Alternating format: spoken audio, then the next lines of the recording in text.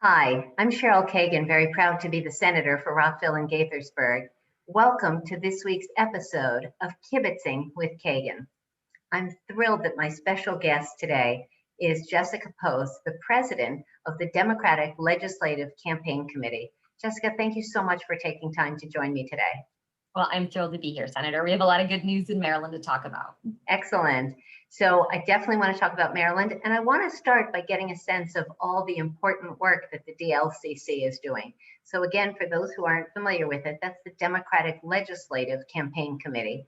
And why don't we start by putting the DLCC in context so folks know about the DNC, the Democratic National Committee. There's the Democratic Senatorial Campaign Committee, the Democratic Congressional Campaign Committee, the Democratic governors, there's everything. Why don't you just talk about how you all work together and the important work that you all are doing?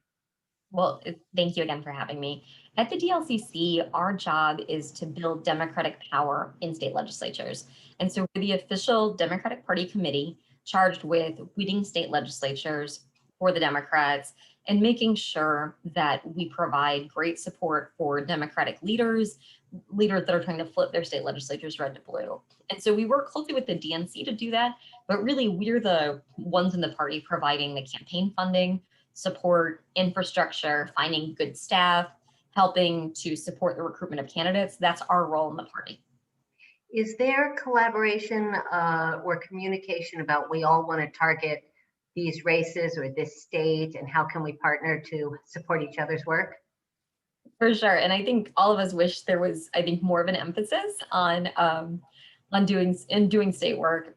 At DLCC, often we have to say, look, we have to win in geographies, districts that you might not need to win in to flip the Wisconsin U.S. Senate race. Mm-hmm. But we need to compete and win in places like Ashland, Wisconsin, which may not be on the radar of some of the statewide candidates. So often we definitely convene with the DNC and the other committees to talk about where our districts are, to figure out ways to support get out the vote efforts. And then we do the same thing working with state parties and coordinated campaigns in states. So in terms of state parties, do you collaborate or work at all on recruitment, or is it only after the races have begun?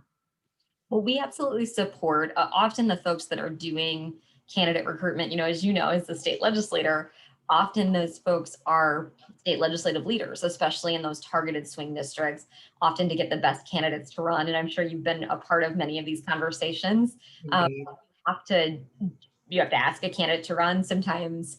And I have a background of being Emily's List, the resource for recruiting women in legislatures and across the country. And sometimes you have to ask more than one time to get specifically to run.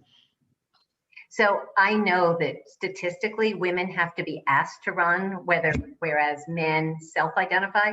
I can be president, I can be a senator, all that, whereas women do have to be invited. And as much as I know that, and as much as I'm a feminist and a political strategist, I had to be asked. Virtually every time that I've run, I had to be asked multiple times by people that I liked and respected. Oh, completely. And I think when people say to me, like, Jessica, would you run for office eventually? And I say the same thing, I don't have the right background. So I definitely get it. And I think at Emily's List, we used to have an expression that when men look in the mirror, they see a congressman. And when we had to, we did do a lot of work to get folks to run. And too many women look in the mirror and they'll say, and I hate this word, I'm just a PTA mom. I'm just a small business owner. Are you kidding? Like, that's who we need helping create policy for our states and our nation. Oh, completely. I once tried to recruit a woman for office, and she had founded a nature center in her area and then prevented the closure of this nature center that was very popular. And she was an expert on the birth control provision of the Affordable Care Act. And she said to me, like, well, I don't think I'm qualified to run. And I said, well, you are your community. You already have an expertise on federal policy. She was an attorney, but she didn't feel qualified. And I do think we have to work with folks to get more people involved serving their communities. Right. How is it for candidates of color? Are they more the self-identify or need to be asked, or is it a mix? Yeah, I think it's often a mix. Certainly in the recruitment of women of color that I've done personally, it's much of the same thing. The other thing that that I saw, for example, with Congresswoman Brenda Lawrence, who serves Detroit and some of the Southfield, Michigan, sort of Michigan 14 area. One thing when we were working with her, folks were overlooking her, and she had been the long-term mayor of Southfield, Michigan, and folks started to recruit her mentee, who was a male member of the state legislature. So I also think sometimes there's so for a long time, women are told to kind of wait their turn. Yes. And in this case, she was told to take a back seat to a younger generation of leadership. So wait, sexism in politics? Come on, Jessica, yeah. come on. Yeah. But, I think one thing that we're really proud of, our chair, Andre Stewart-Cousins, she's the first Black Senate Majority Leader, and she's the first woman to be part of sort of the big three in Albany. And so, as someone who serves in legislatures, this is changing. We have women holding speakers' gavels from Minnesota to Oregon and to Maryland. We have in Maryland. First woman, our board member, African Speaker American. Jones. Yeah. Yes, Speaker Jones. So just incredible progress across the country. And I think, they say if you can see it, you can be it. So I'm hopeful that folks out there from diverse communities and women look at this generation of women that are just providing remarkable leadership in legislatures and think that maybe that could be them someday. Absolutely. Hold on. So Jessica, you've done some extraordinary fundraising work. $51 million for state legislative races is so impressive. So start with the end, actually. What is that money spent on? How does it make a difference in different races? Well, that's a great question. Well, first, one of the things we do at DLCC is look at which state legislative chambers are winnable, which ones need to be protected, and which state legislative chambers could we potentially flip red to blue. We look at our analytics platform in partnership with Civis Analytics to predict the probability of a state legislative chamber flipping and sort of figuring out which specific races within that chamber are on the cusp of flipping back and forth. Can I just translate for those who aren't political nerds like you and me? So flipping a chamber would be from red to blue would be a Republican majority changing to a Democratic majority and therefore having more progressive policies enacted. So just want to make sure everybody is aware of what we're talking about. Perfect. Yes. And so that's exactly what our goals are across the country. And so we look at which state legislative chambers are potentially winnable that are on the cusp of becoming Democratic, which state legislative chambers are on the cusp of becoming Republican, and then we spend most of our resources there. And so spending a lot of resources in as early as 2021, if we want to talk about this election cycle, making investments to support staff to recruit candidates, because as we talked about, sometimes the most qualified candidates and the best candidates don't self-select to run. Things like making sure that candidates have their paperwork filled out, it's submitted, that they are launching their campaigns. So we do a lot of that funding. We also make investments in paid communication, everything from television to digital, to direct mail, to SMS mobilization. We support the training of staff and the selection of staff. We work with state legislative leaders to design strategies to win these state legislatures and to formulate a strategy to flip the chamber or to hold on to the chamber. So you and your team are proactively targeting, analyzing, and all that. Do candidates sometimes call you and say, help me, I'm really good? And is that effective? Or is it really like, don't call us, we'll call you? I think one misconception is that, the Democratic Congressional Campaign Committee, they directly interact with candidates across the country. And so many folks think, oh, well, the DLCC must do that. And so we can get a phone call from a candidate, say in Wyoming, who might be an incredible candidate for office, but the majority of our resources are spent building Democratic power. So winning majorities, getting the building blocks to win a Democratic majority, because as you said, we know that progressive policy change happens when Democrats are in power in these state legislative chambers. So often we get calls from state legislative leaders across the country. We can provide some level of materials and support for individual candidates. We have like a campaign in a box, if you will, that has a digital toolkit of materials that any candidate, Democratic candidate in the country in their general election can have. And the same thing, we talked to new state legislative leaders, including the legislative leaders in Wyoming, in Idaho, and in states to help design long-term strategies to win. Folks may not know this, but Democrats actually have power in the Alaska State House through a power sharing agreement. So we also do a lot of work in Alaska. That's something I think people Nice. not know about, but truly we do work from Alaska, New York to Florida, even doing some levels of campaign data support in California. So we truly support campaigns in 50 states, but with those resources mostly concentrated in those places where we can make a major difference.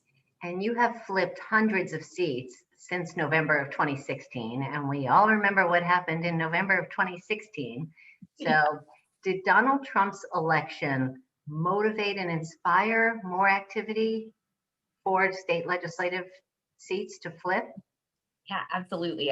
It was, I think, a real reckoning for Democrats across the country. And many folks woke up after Donald Trump was elected. Our phone was ringing off the hook. I was getting unsolicited Facebook messages from people who wanted to help. And folks started giving online, and really this resistance energy was a big part of what we began to see across the country. Folks also wanted to run for office themselves. They wanted, we spoke with a lot of women in Virginia who wanted to be able to say to their kids, here's what I did when Donald Trump was elected. So that was remarkable. So certainly, like, from fundraising to volunteer engagement, we saw a huge surge of activity. And I think we also saw a lot of both donors, but Democrats saying, how is there not more accountability on Donald Trump? If we won the popular vote, why don't we control U.S. Congress? And if we won the popular vote, why don't we have more power in the United States Senate and in these legislatures? And a lot of it pointed to gerrymandering. We're totally getting to that. Yes. Yeah, and then from there, folks said, well, who gerrymandered these lines? What was state legislatures? So we saw a surge of activity, and we hope we can sustain it through 2022. So you all host wonderful conferences that bring legislators and supporters, others together, and have really interesting events and presentations. Why don't you talk about what the goals would be from those? Yeah, as we convene legislators, there's a few things. One, we want to make sure that legislators have networks in other states, so you can talk about different pieces of public policy, you can examine different conversations. One of the most rewarding conversations I was a part of was the California speaker was talking to the Minnesota speaker about some of the state budget projections, especially after 2019, how they were going to reconcile some of those budget projections. And it was interesting to see that. We also have tried to bring people together around voting rights. That's a big piece of it. But we also want legislators to be able to hear a diversity of opinions from many of our partner groups. And so that's a lot of what we do in our DLCC event programming. Yes. Can you talk about collaboration or cross-pollination? We passed a really cool law in Maryland. How will someone in Montana or Connecticut hear about it? Would you all help facilitate that, and how? Yeah, absolutely. I mean, look, as the DLCC, we're a campaign committee. We don't necessarily take policy positions. Right. But one thing that we often do is just make sure that if there are great laws, sometimes we have panels that I think you may have participated with on one of these state legislative panels talking about some actions that you had taken in Maryland. And that's really rewarding as other legislators from Montana, Michigan, California can get together and ask, well, how did this policy happen? What were the repercussions? You know, how did you put a fiscal note on it? Like, how did these things all happen to get this legislation passed? Did you consider this unforeseen consequence? What happened when it was implemented? And so that's one of the things I think happen really at our conferences is those conversations between legislators and our partners about how to move public policy forward. That's great. So one of the challenges that we have, and I'm sure legislators everywhere has, is they're focused on the presidential. They're focused on U.S. Senate, and they just don't pay attention and aren't that aware of state legislative actions and therefore state legislative elections. How do you feel like you help enhance the visibility of legislative races?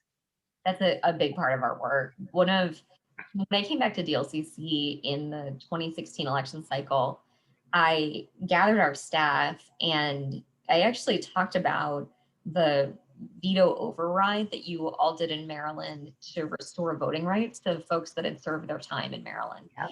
And I put the image of one of the protests that happened at the Capitol, or one of the rallies in support of this piece of legislation at the state capitol in Annapolis. And I said, look, if we can flip state legislative chambers across the country, we can get to this place that they are in Maryland. Mhm. But one of the things we realized is we hadn't been telling that story about the public policy implications of what happens in state legislatures, and incredible progress on voting rights that happens in state legislatures that are democratically controlled. I think a lot of people know what's happening in the Republican controlled legislatures, where voting rights are being taken away and voter suppression bills are passing every day. But the flip side is the Democratic legislators have been able to advance tons of public policy Mhm. at the state level during Trump.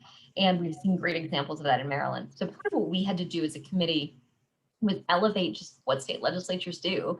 DC is a very federal city. There's a lot Mhm. of folks that may know the name of a US senator, but they may not know the name of their own state senator, Totally. especially if they live in a Democratic district. They may think Mhm. like, this is, like Senator Kagan has me covered at the Maryland State Capitol. I don't need to worry about this. But as a result, we've had to do a lot of education of Democratic donors, of Democratic Party in general, of the role of legislatures. And Yes. one thing we're talking a lot about now is, look, Republicans are trying to claw back the path to the United States presidency. And if we can win the state legislatures in states like Pennsylvania, Michigan, which are on the top of our target list, Arizona, we can protect the path to 270 electoral votes from electoral interference by winning these state legislatures.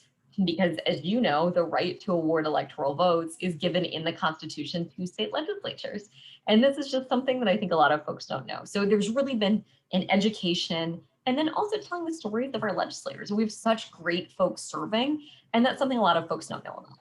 True, true, true. So state legislators are often seen as the laboratory, a policy laboratory. And I remember when I was first elected to the House of Delegates, Maryland was one of an early number of states that outlawed sort of drive-through deliveries. It was making sure that a mom who had just delivered a baby was not going to get pushed out of a hospital back out on the street when there might be health complications. And enough states passed that Congress finally sort of got the wake-up call, and there was action taken at the federal level. Um, how cognizant are you? How aware are you of that when red and blue states sort of pass similar legislative initiatives? And is there any partnership to flag things for Congress? I know you're not doing policy, but how does that happen? Yeah, I think there's a lot of conversations between legislators and potentially federal candidates. We're Mhm. looking right now for additional ways to facilitate those conversations, because I think a lot of Democratic members of Congress are really interested in the policies that are being passed in states. If you think about the Affordable Care Act, it was piloted in Massachusetts. And so many of our big pieces of public policy often come from trial runs in state legislatures. So we really say that state legislatures are, to your point, the laboratory of democracy, the laboratory of policy. And there's an ability to try and pass different things on a different scale. Also, state legislatures move so much faster than Yes. the wheels of the federal government. And in Virginia, after the legislative chambers flipped, they flew through legislative session, passing hundreds of pieces of policy in 2020. It was My friend, Speaker Eileen Filler-Corn, she's just amazing. She really is. Speaker Filler-Corn deserves all the credit. And we have an opportunity here in 2020 to protect that chamber. It's Yes. key moving forward. Totally. Amen to that. I'm so proud of her. She's remarkable. Let's talk about voting. You've referenced it a bunch. So how can we make sure that everyone who is legally authorized and eligible to vote can retain their voting rights? And is it part of what you're able to help effect at the state level? Well, at the DLCC, we put together a voting rights council of state legislators from different states to share best practices on how to fight Republican voter suppression bills, but also how to advance different policies. And that's been rewarding to have folks from Virginia talk to folks from California about ways that they've expanded the franchise in their states. That's one thing that we've been able to do, since the right to vote is so essential for Democrats to be able to make progress across the country. Yes. So ranked choice voting is something I've worked on, and Oh, yeah. places as wide ranging as Utah, Maine, and New York City have now experimented. It's a shame that there was kind of a mess up in New York City, but any thoughts on that before we go to redistricting? Oh, on instant runoff voting? Yes, that's the other way it's discussed. Yeah, I mean, certainly, I don't know that we have an official policy position, but I definitely think that there's a way that people don't feel like votes are wasted, and hopefully it allows candidates in the Minneapolis mayoral race, for example, the first time IRV was used, it allowed Betsy Hodges to be elected. So a candidate who maybe didn't have the most funds, but was endorsed by the Minneapolis Star Tribune and had a lot of community support. So it's definitely been interesting to see how it's played out, but I think it's going to take them a long time to live down what's happened in New York City with that tally. I agree. So not helpful.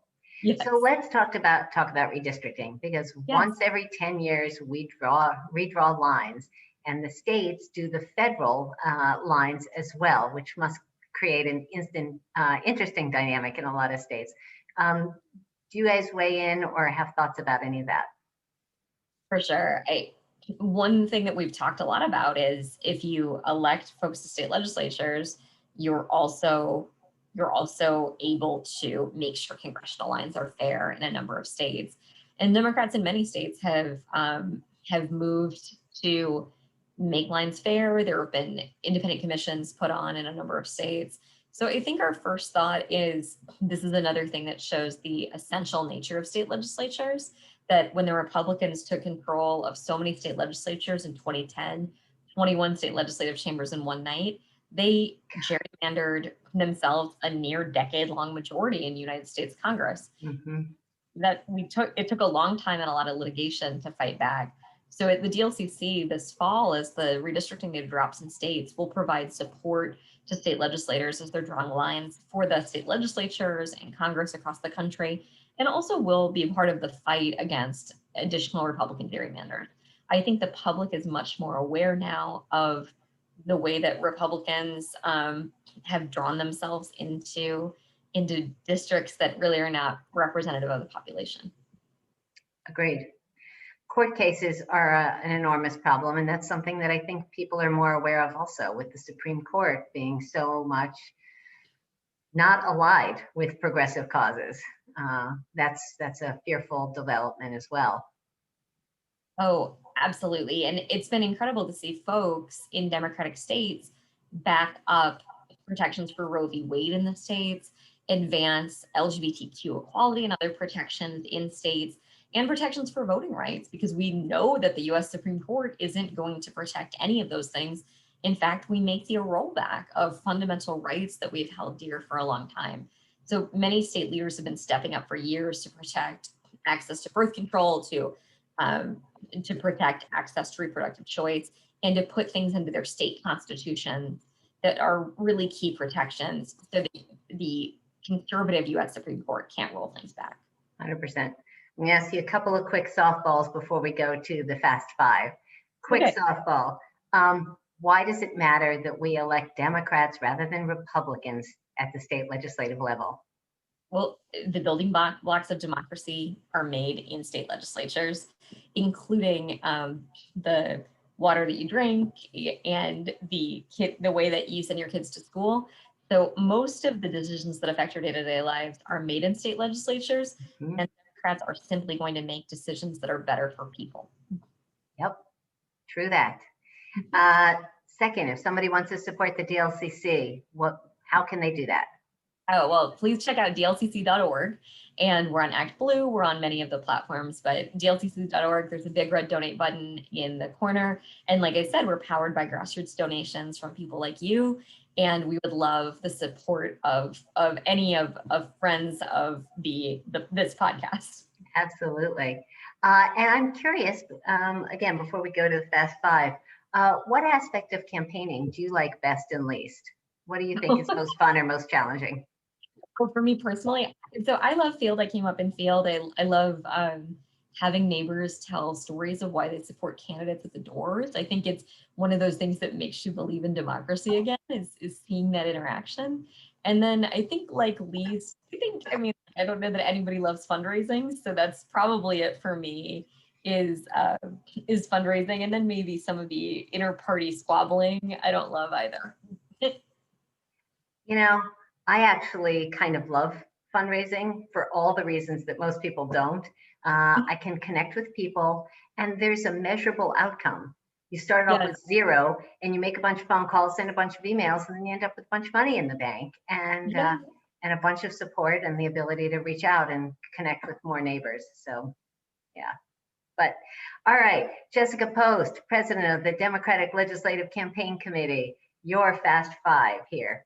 First, during the pandemic, I finally finished my 50th, and I am curious, what is your favorite state capital and why? What is my favorite state capital?